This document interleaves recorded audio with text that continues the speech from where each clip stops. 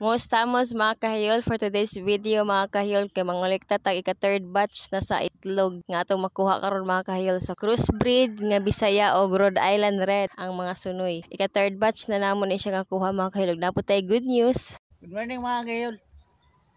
Karon good kayo mo atong morning kay mag-harvest na tag third batch sa atong itlog. Itong mga crossbreed na to nga Rhode Island ba ang sunoy din. Na Bisaya ang babae. Then, isa ka good news. Sugod nagpakitlog ato ang Rhode Island. Kaya ako na may isa. Basig na po itlog ron. Gapon nakakuha may isa din. Kuha na may isa itong nayagi. Nawala man.